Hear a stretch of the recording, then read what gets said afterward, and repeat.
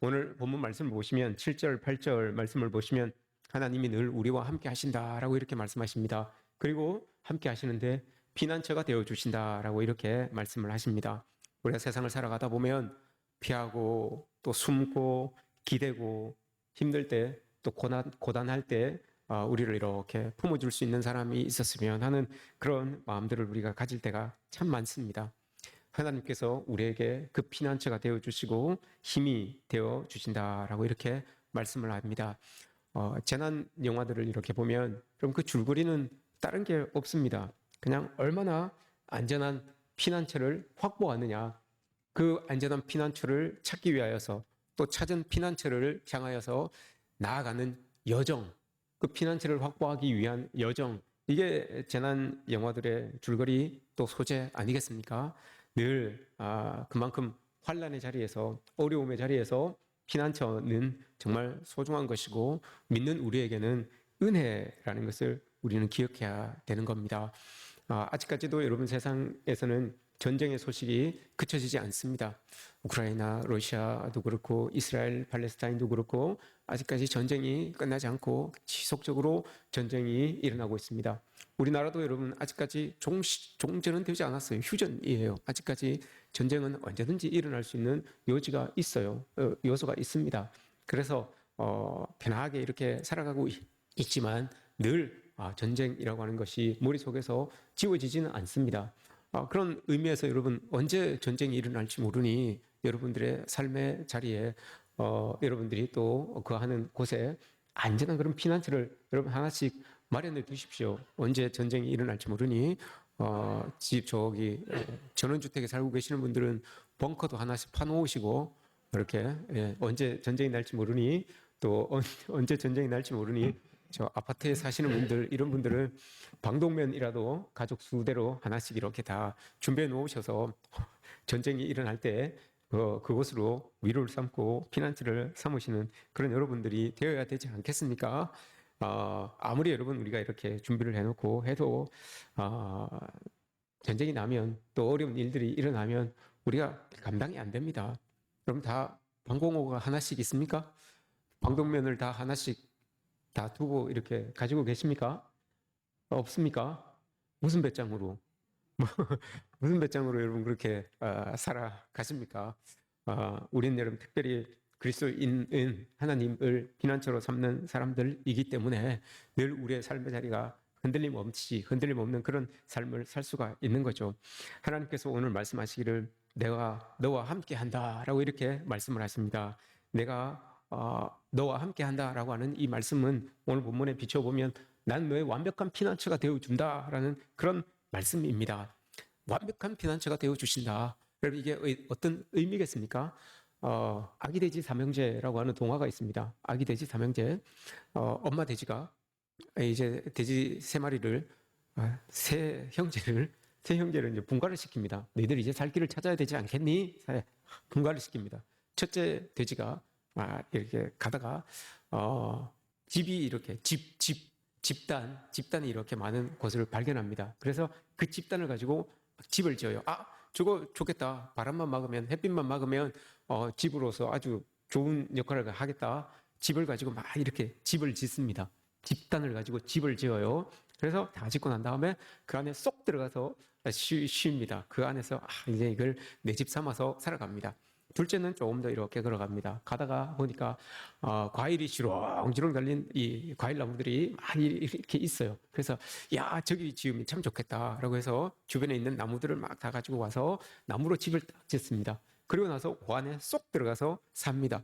셋째가 좀 더 갑니다. 셋째가 가다가 나는 어떻게 집을 지을까 하다가 아주 튼튼한 집을 짓습니다. 벽돌을 구워서 벽돌을 가지고 차곡차곡 이렇게 짓습니다. 형제 둘이 첫째 형, 둘째 형이 이렇게 보면서 야 우리가 천년만년 살 것도 아닌데 뭘 그렇게 튼튼하게 시간을 그렇게 할애하면서 그렇게 짓냐 그냥 이렇게 햇빛만 피하고 바람만 피하면 되지 않겠니? 라고 이렇게 이야기를 합니다. 근데 동생이 계속해서 이렇게 제일 튼튼한 벽돌로 이렇게 집을 지어 놓습니다. 그리고 그 안에 쑥 들어가서 잠을 자게 되는 거죠. 오늘 여러분 찬양하는 이 찬양의 내용과 비슷하지 않습니까? 노아 같잖아요. 그 벽돌을 이렇게 벽돌로 집을 짓고 있는 셋째 돼지를 이렇게 보면서 첫째, 둘째가 조롱하였던 것처럼 노아가 여러분 그 산 위에서 이 산 위에서 방주를 짓고 있는 그 모습을 보면서 세상 사람들이 뭐라고 했겠습니까? 조롱하면서 야, 배를 지으려면 저 바닷가에 짓든지 아니면 그렇게 큰 배를 그 모든 시간을 다 할애하면서 짓고 있느냐라고 이렇게 막 사람들이 조롱했잖아요. 근데 여러분 세상 일이란 건 몰라요. 누가 여러분 그 산 위에 그 높은 산 위에 산 위에서 지었던 방주가 여러분 물 위에 떠다닐지 누가 알았겠습니까? 세상 일은 누구도 몰라요. 그 조롱하는 사람들이 여러분 산 위에서 방주 지었던 그 방주가 물 위에 뜰지 여러분 누가 알았겠습니까? 노아만 하나님의 뜻을 알고 지었던 것 아니겠습니까? 세상 일이란 게 여러분 모릅니다. 아무도 몰라요. 세상이 그렇게 우리 생각대로 호락호락하지 않습니다. 내 생각대로 여러분 방주는 바닷가에 짓는 게 맞지요. 그러나 하나님은 여러분 아니에요. 하나님은 산 위에 지으라고 하시잖아요. 그럼 그걸 따라서 할 수 있는 우리의 순종하는 마음들이 있어져야 되는 거예요. 세상이 여러분 그렇게 호락호락하지 않아요. 돼지들도 여러분 마찬가지예요. 오늘 삼형제도 마찬가지잖아요. 세상이 그리 호락호락합니까? 돼지에게 여러분 어려움이 나타나요. 고난이 나타나요. 늑대라고 하는 돼지들에게 특화된 고난이 딱 나타납니다. 첫째에게 가요. 첫째에게 가가지고 첫째가 집 안에 숨어 있지만 그 집은 여러분 늑대가 동화에 보면 바람가 훅 부니까 집이 훅 날아가 버립니다. 그래서 막 도망을 가요. 도망을 가서 둘째 집에 쏙 들어가요. 둘째 집에 들어가니까 늑대가 따라왔는데 바람을 부니까 이게 넘어지진 않아요. 그러나 막 흔들잖아요. 막 흔들니까 나무로 지었던 그 집이 우르르 무너집니다. 그래서 첫째, 둘째 형님이 막 뛰어서 셋째 돼지 집으로 들어갑니다. 셋째 그 벽돌로 지어놓은 그 집으로 쏙 들어갑니다. 이 늑대가 와가지고 막 바람도 불고 흔들어봐도 이게 되지도 않아요. 불을 막 지피는데도 안 돼요. 괜찮아요. 근데 늑대가 잡아먹을 수 있는 이 루트를 발견합니다. 그게 어디입니까?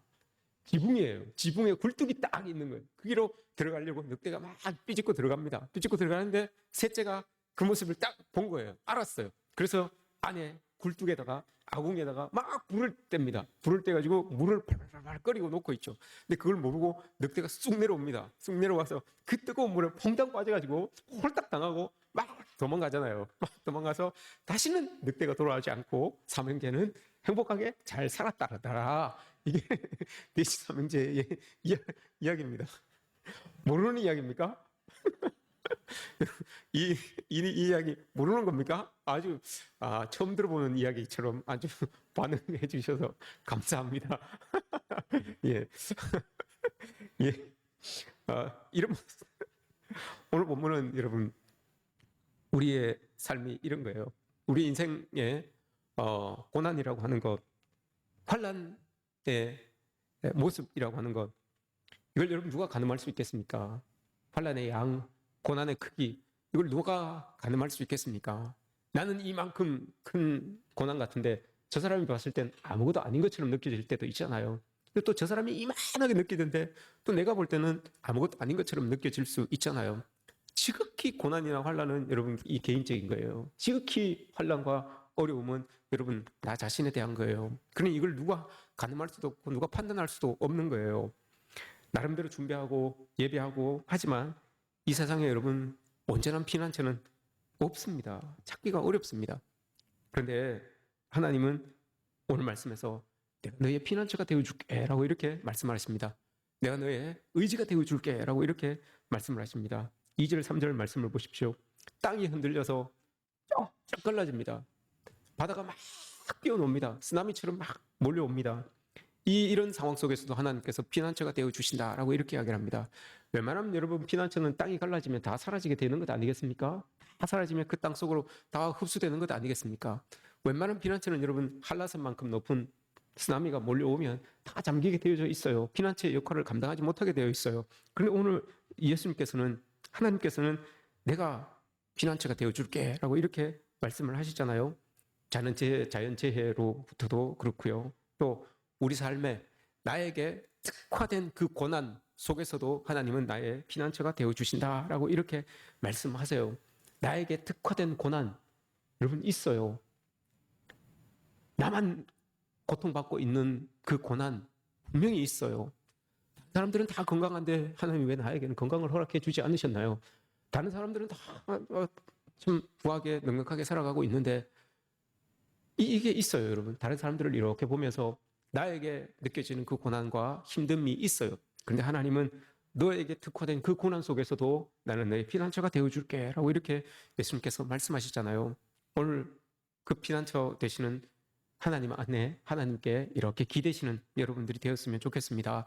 오늘 본문 말씀 보세요. 오늘 본문 말씀은 표제를 보시면 고라 자손의 시라고 이렇게 이야기를 합니다. 고라 자손, 이 사람들은 여러분 민수기 16장에 보시면 하나님을 대적했던 사람들이에요. 하나님을 대적했던 사람들로 벌받았던 사람들이에요. 그래서 하나님의 성회 안에 들어오지도 못했던 그런 사람들입니다. 그런데 고라라고 하는 사람이 그 일을 행했어요. 근데 그 자손이에요. 그 자손들이 깨닫고 해서 드디어 이 범죄를 저질렀을 때는 하나님의 성전, 하나님의 이 성전 밖으로 툭 밀려났던 사람이에요. 툭 밀려났던 자손들인데 깨닫고 해서 한 걸음도 그 자손들이 한 걸음도 하나님께로 나아가서 결국은 하나님께 쓰임 받는 사람들, 하나님을 찬양하고 하나님의 이 성전 기구를 다스리는 그런 자손으로 쓰임을 받게 되는 거예요. 그 힘든 상황 속에서 왜 여러분 이 고라 자손, 고라라고 하는 이 사람이 하나님을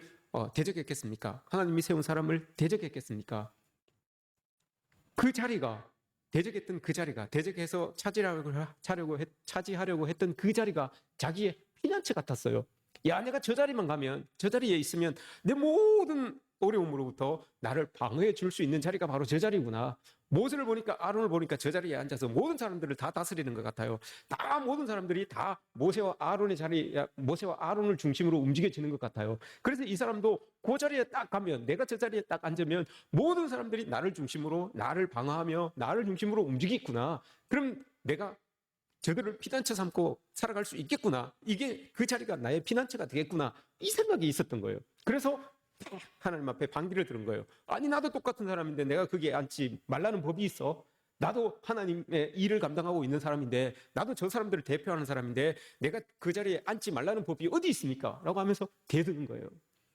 하나님께서 세우신 그 자리에 이 사람들이 들어가려고 하는 거죠. 그것을 피난처 삼으려고 할 때, 나의 피난처를 엉뚱한 것으로 삼으려고 할 때 여러분 하나님께 반기를 들게 되는 그런 모습들이 나타나는 거예요. 그런데 그 일이 잘 안 됐어요. 잘 안 돼서 자손들이 그걸 깨닫는 거죠. 우리 조상들이 이래서 하나님께 멀어졌는데 우린 그러면 안 되지 않니? 우리는 하나님으로 피난처를 삼고 하나님으로 피난처를 삼고 살아가야 되는 백성 아니겠니? 그러면서 여러분 조금씩 하나님 앞에 무릎으로 나아가는 거예요. 그래서 그 조상 고라가 엉뚱하게 저질렀던 그 범죄를 여러분 다 허물어뜨리고 다 없이 하고 하나님께 나아가서 쓰임받는 그런 이제 온전히 하나님으로 자기들의 피난처를 삼고 살아가는 그 자손이 된 거예요. 그 자손 중에서 오늘 시를 썼는데 인도자를 따라 알라못에 맞춘 노래라고 이렇게 이야기합니다. 알라못이라고 하는 이 말은 여러분 젊은 여인들이란 뜻이에요. 젊은 여인들. 이 젊은 여인들이 어디에 나오는가 하면 역대상 5장에 나와요. 역대상 5장 20절에 보시면 이건 구약 성경에서 딱 두 번 나와요. 알라못이라고 하는 거.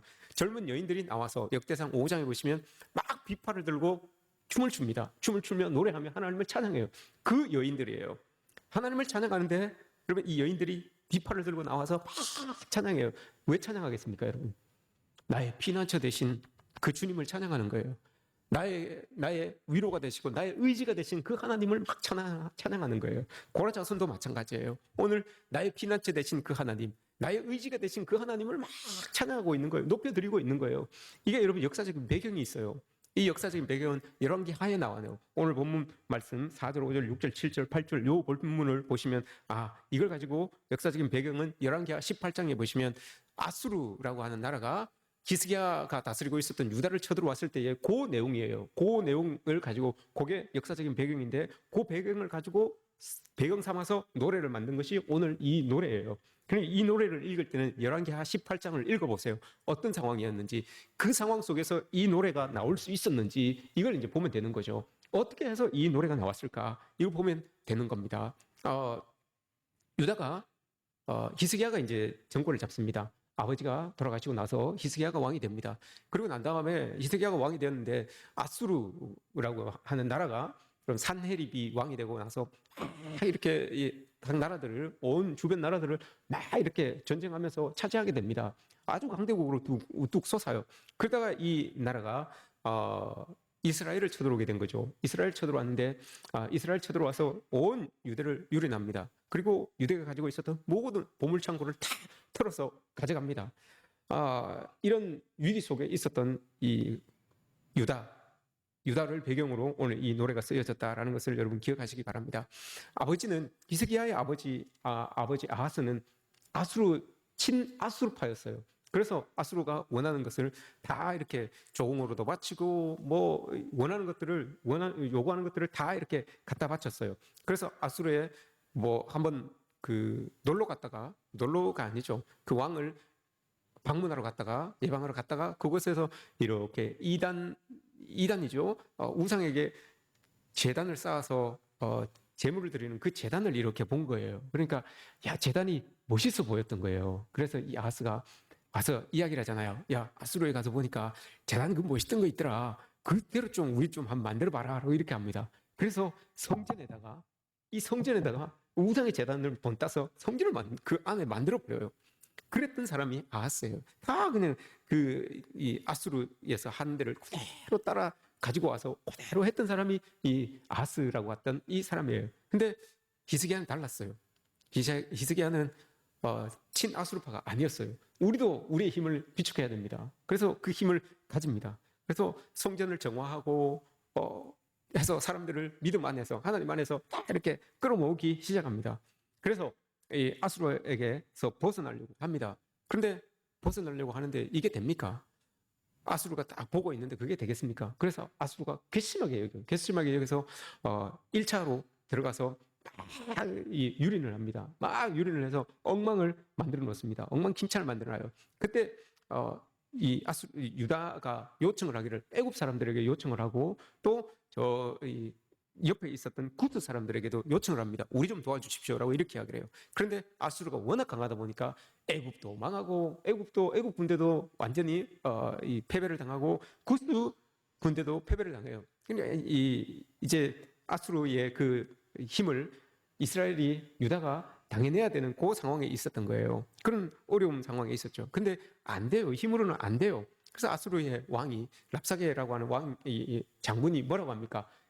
너희들이 싸워서 우리를 이길 수 있을 것 같으냐? 너희들 이렇게 보니까 여기 말도 탈 사람이 없는 것 같은데 말 탈 사람도 없는 것 같은데 내가 말 2,000마리를 줄 테니까 탈 수 있으면 너희들 이거 다 가져라 라고 이렇게 이야기를 해요. 그만큼 여러분 전쟁할 수 있는 사람이 없었던 거예요. 전쟁할 수 있는 사람도 없었고 힘을 쓸 사람도 없었던 거예요. 속수무책이었던 거죠. 그런데 이런 상황 속에서 이런 어려움 속에서 하나님 앞에 이 찬양을 하는 거라고요. 이 찬양을 지금 하나님 앞에 올려드리는 거라고요. 5절 말씀을 보세요. 하나님이 그 성중에 계심에 성이 흔들리지 아니할 것이라 새벽에 하나님이 도우시리로다. 그 성중에 여러분 속수무책인 성이에요. 지금 그 예루살렘 안에 아무런 도움이 없어요. 아무런 힘도 없고요. 너희들이 가능하면 말 탈 사람만 있으면 이 말 줄 테니까 2,000마리 줄 테니까 너희들 다 가져라 이렇게 합니다. 그런데도 여러분 그 말을 탈 사람조차도 없어요. 그만큼 기댈 때도 없고 의지할 때도 없는 그 상황에 빠져 있는 이스라엘의 모습이에요. 남유다의 모습인 거예요. 그런데 오늘 말씀에서 뭐라고 합니까? 여호와 하나님이 그 성중에 계십니다. 여호와 하나님이 우리는 기댈 데도 없고 피할 데도 없는데 하나님이 그 성중에 계십니다. 그래서 그 성이 아무리 많은 군대가 쳐들어와도 흔들림이 없을 것입니다 라고 이렇게 이야기를 하고 있어요. 그리고 결국은 새벽에 하나님께서 우리를 도와주실 것입니다 라고 이렇게 고백을 하고 찬양을 하고 있는 이 모습이 있어요. 여러분 이 어려움 속에서 찬양을 하고 있는 게 이게 여러분 현실적이겠습니까? 너무 비현실적이죠. 적들이 주변을 딱 두르고 있는데 그곳에서 여인들과 함께 여러분 살아계신 하나님의 도움을 믿으며 막 찬양을 하고 있는 그 모습을 여러분 한번 생각해 보십시오. 적들이 보기에 여러분 뭐라고 생각하겠습니까? 저들이 이제 피할 곳이 없으니 돌아왔구나, 정신을 놓았구나 이렇게 생각하지 않겠습니까? 곧 죽을 거 생각하니까 정신을 놓고 있구나 이렇게 생각했겠죠. 그러나 여러분 이 사람들의 찬양은 그게 아니었어요. 정신 놓은 찬양이 아니었어요. 온전히 나의 피난처가 되시는, 우리의 피난처가 되시는 그 하나님을 꼭 붙들고 하나님의 도움을 의지하면서 그렇게 기도하며 찬양을 했던 거예요. 그래서 열왕기하 19장에 보시면 그 배경이 됐던 곳이죠. 열왕기하 19장 35절에 보면 이렇게 이야기를 해요. 이 밤에 여호와의 사자가 나와서 아수르 진영에서 군사 18만 5천 명을 친지라 아침에 일어나 보니 다 송장이 되었더라. 아멘 아닙니까? 이 사람들이 여러분, 이 사람들은 송장이 될 줄 몰랐어요. 18만 5천 명이 죽을 줄 몰랐어요. 그러나 이 사람들이 뭐라고 합니까? 성중에 주님께서 계시니 새벽에 하나님께서 우리를 도우실 겁니다. 이 믿음이 있었던 거예요. 근데 진짜 아침에 떡 일어나서 보니까 18만 5천 명이 쫙 다 죽어 있는 거예요. 다 송장이 되어 있는 거예요. 여러분, 이런 은혜가 피난처 되시는 하나님께서 우리와 함께 하시면 이런 은혜가 있어요. 믿으니까 여러분 그렇게 되잖아요. 자기들이 성중에 하나님이 함께 계시고 새벽에 하나님이 분명히 일하셔서 우리가 아침에 일어나면 새 일을 맞을 거야 라고 딱 기도했는데 정말 아침에 눈 떠보니까 18만 5천 명이 다 늦잠을 자는지 다 누워 있는 거예요. 흔들어 봤겠죠. 다 죽었어요. 하나님의 은혜를 이렇게 고백하는 거죠. 히스기야와 이스라엘이 여러분 한 게 뭐가 있습니까? 이스라엘과 여러분 히스기야가 한 게 뭐가 있어요? 아무것도 없어요. 여러분 아무것도 없어요. 그냥 하나님께서 일하신다는 거 그거 믿고 하나님 붙들고 있었던 거예요. 어려움 중에 계시고 여러분 혹 아픔 중에 계시고 힘든 상황들 속에 여러분 계시는 분이 있다면 자고 일어나니까 모든 문제들이, 모든 상황들이, 모든 걱정, 근심거리들이 싹 사라지는 은혜가 있기를 주님의 이름으로 축복합니다. 오늘 딱 자고 일어났는데 내 몸이 싹 나았어요. 딱 자고 일어났는데 모든 문제들이 싹 사라진 거야. 딱 자고 일어났는데 내가 걱정하던 근심하던 그 문제들이 해결됐다고 나에게 막 좋은 소식들이 막 들려오는 거예요. 얼마나 좋습니까 여러분? 그리스도인들이 여러분 이런 희망, 이런 소망, 여러분 이거 붙들고 여러분 하나님 붙들고 살아가는 것 아닙니까? 이런 은혜들이 우리에게 있어야죠. 하나님이 성중에 함께 계시고 하니 환난이 여러분 오지를 못해요. 환난이 쳐들어오지를 못해요. 하나님이 고난이 여러분 덮치지를 못해요. 마치 여러분 옛날 출애굽할 때 하나님께서 이스라엘 백성들을 구분할 때 어떻게 구분을 하셨습니까? 죽음의 그림자가 쫙 넘어올 때 어떻게 구분했습니까? 어린 양의 피를 문설주에 딱 바르고 여러분 그죠? 임방에 딱 바른 그걸 그 백성들은 죽음의 영이 싹 올라오는데 그걸 보고 딱딱 다 넘어가잖아요. 마치 그런 거예요. 예수 그리스도는 우리에게 이런 피난처를 제공하는 거예요. 죽음의 영은 여러분 예외가 없어요. 싹 다 예외가 없어요. 싹 몰고 들어가는데 그 예수 그리스도의 피가 딱 묻혀진 곳, 예수 그리스도가 함께 하시는 그곳만 다 넘어가잖아요. 그리스도인들이 여러분 이런 은혜 속에서 살아가는 거죠. 우리가 이런 은혜 속에서 살아가는 거죠. 그래서 여러분 우리는 예수 그리스도를 우리의 피난처로, 그 예수 그리스도의 보혈을 우리의 삶의 자리에, 여러분 우리의 임방에, 우리의 문설주에 그렇게 칠하면서 살아가야 되는 사람들이 바로 우리 그리스도인들이라는 것을 여러분 잊지 마십시오. 그럼 여러분 그 성 안에 어떻게 됩니까? 태풍이 몰아쳐도 여러분 거친 파도가 불어와도 지축이 흔들려도 아무 상관없이 그 안에서 평안함을 누리며 마치 시냇물이 흐르는 것처럼 이렇게 여겨진다라고 하잖아요. 폭풍이 물려오는데도, 지축이 흔들리는데도 마치 시냇물이 흐르는 것처럼 그렇게 여겨진다고 하잖아요. 이러면 여러분, 이 정도면 여러분 고난이 아니겠죠. 세상 사람들이 봤을 때는 저렇게 큰 고난 속에서, 저렇게 큰 파도 속에서 어떻게 살아갈까라고 하는데, 그걸 맞이하고 있는, 예수님과 함께 그 일을 맞이하고 있는 사람에게는 마치 시냇물이 흐르는 것처럼 느껴져요. 이러면 여러분 다 되는 것 아니겠습니까? 이러면 여러분 다 되는 거 아닙니까? 다 사람들은 이 일 때문에 막 난리를 치는데 죽을 것 같이 그렇게 하는데, 우리는 여러분 하나님과 함께 그 일을 맞으니까 잔잔한 시내가 흐르는 것처럼 그렇게 여겨져요. 우리에게 그 문제는. 그럼 여러분 되는 것 아니겠습니까? 얼마나 좋습니까 여러분? 오늘 본문에서 이렇게 말씀하십니다. 새벽에 하나님께서 우리를 도우신다라고 이렇게 이야기를 합니다.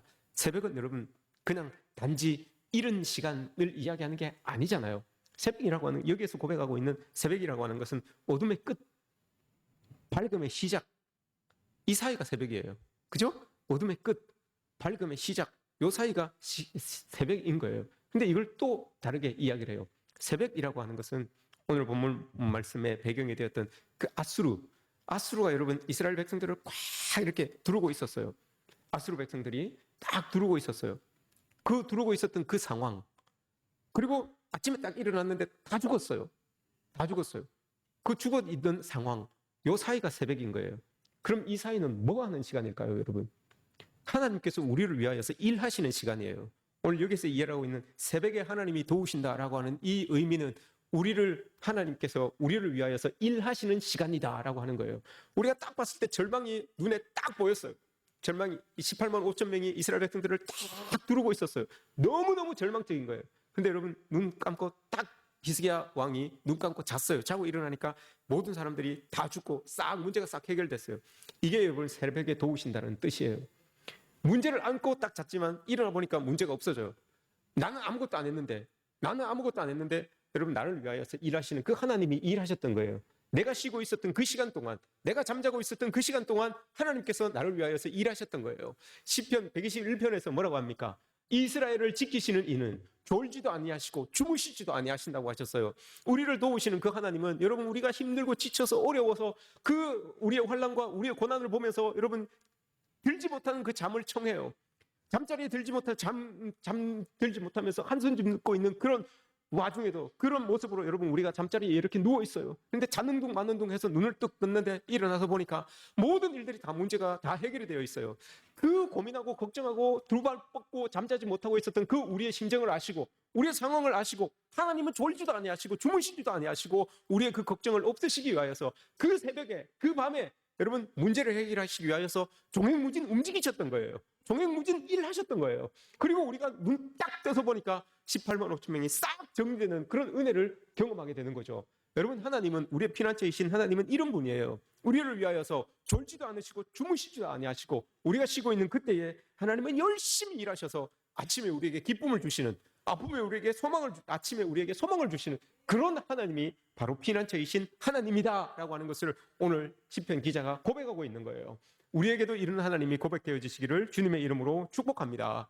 우리 모두가 여러분 이런 삶을 살아야 되는 것 아닙니까? 문제를 해결하시기, 아픔을 치유하시기 위해서 문제를 해결하시기 위해서 그 일하시는 시간 하나님은 여러분 우리를 위해서 이렇게 일하십니다.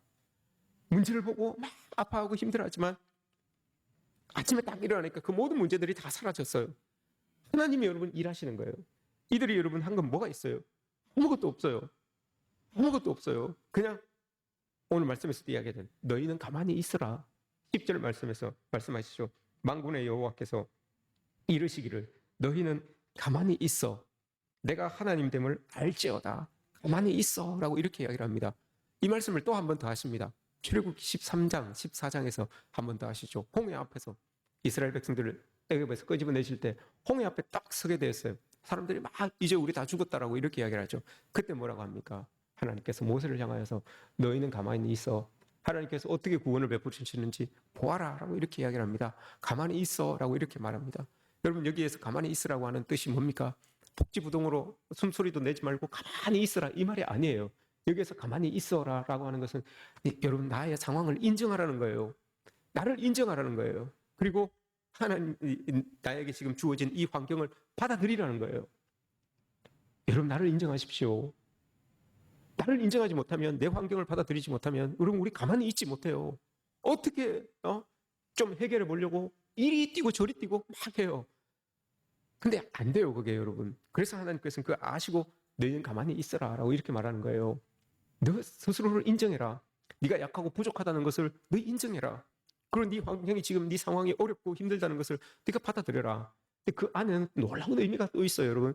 나를 인정할 때 그 상황을 받아들일 때 그게 그냥 인정으로 끝나는 것이 아니라 그 안에 나를 인정할 때 하나님이 도우심이 시작되는 것이고 내 상황을 받아들이기 시작할 때 내 환경을 바뀌어가시는 내 환경을 정리해 가시는 그 하나님의 그 누림을 내가 그 바꿔주시는 그 상황을 내가 누릴 수 있다는 그 소망을 이제 내가 가지기 시작하는 거예요. 이게 여러분 네가 가만히 있으라 너희는 가만히 있으라라고 하는 그 의미예요. 그냥 아무것도 하지 않고 그냥 가만히 있으란 말이 아니고 나를 인정하고 나의 연약함, 나의 부족함, 나로 인하여서 일어난 이 일들을 나를 인정하는 거예요. 그리고 지금 주어지고 있는 이 상황을 받아들이라는 거예요. 거부하지 말고요. 내 상황은 자꾸 이런데 여러분 그 거부해도 그럼 안 돼요. 왜 그렇습니까 여러분? 이걸 나를 인정하지 못하고 그 상황을 받아들이지 못하면 그 속에서 불평과 원망이 자꾸 일어나요. 불평과 원망이 자꾸 일어나요. 나는 이렇게 사는데 막 누구와 비교하여서 저 사람도 똑같이 나보다 더 못하는데 왜 저렇고 나는 왜 이렇습니까? 원망과 불평과 막 이런 것들이 일어나요. 그럼 여러분 더 문제를 악화시키는 거예요. 그래서 하나님께서 너희는 가만히 있어라. 너 자신을 인정하고 하나님의 도우심을 너 구하면서 하나님의 도우심을 인정하면서 그렇게 너 지금 이 상황을 이겨내야 된다. 하고 이렇게 이야기를 합니다. 그때 여러분 하나님이 원하시는 방법으로 하나에서 10가지 해 나가시는 거예요. 우리가 계획될 건 없어요 여러분. 이스라엘이 히스기야가 한 건 없어요. 18만 5천 명이 둘러서 있을 때에 이들이 한 건 아무것도 없어요. 그냥 하나님만 바라보고 있었던 거예요. 기도하고 있었던 거예요. 이게 아니라 가만히 있지 못하고 뭔가를 했으면 여러분 문제가 있었을 거예요. 이게 이 본문이 여러분 지금 2차로 침공했을 때예요. 1차로 침공했을 때 여러분 가만히 있지 못했어요. 이 히스기야가 가만히 있지 못했어요. 가만히 있지 못하고 1차로 침공했을 때 뭐라고 하는가 하면 이 사람이 사신을 보내요. 사신을 보내가지고 우리가 당신 시키는 대로 다 할 테니까 우리 좀 도와주십시오. 그냥 이렇게 화친하고 조공하면 조공 드리면서 그렇게 지낼 테니까 우리를 좀 봐주십시오라고 해요. 그랬더니 아수르에서 뭘 요구하는가 하면 그래? 그럼 너희들이 조공을 좀 바쳐봐. 조공을 바치는데 금 30달란트를 달라고 해요. 은 300달란트를 달라고 해요. 이게 여러분 엄청난 양이에요. 그래서 이걸 곡간을 다 틀었는데도 이게 없는 거예요. 그래서 옛날 왕이 세울 때에 금 기둥을, 성전 기둥을, 성전 벽을, 성전 문을 금으로 도금을 했거든. 그걸 다 벗겨내는 거예요. 다 벗겨내서 모아가지고 간신히 모아가지고 그걸 아수르에서 갖다 준 거예요. 갖다 줬는데 여러분 그걸로 끝났습니까? 안 그러잖아요. 그 문제가 해결되는 게 아니에요. 그렇게 막 가만히 있지 못하고 내 스스로 문제를 해결해 보려고 이렇게 저렇게 했지만 문제가 끝나는 게 아니에요. 잠시 여러분 그냥 덮어지는 것이지 이게 완전한 끝이 아닌 거예요. 그럼 조금 있다가 아수르가 쳐들어오잖아요. 이게 두 번째 들어온 거예요. 18만 5천 명을 데리고 두 번째 들어온 거예요. 이번에는 그냥 끝내겠다라는 마음을 가지고 들어온 거죠.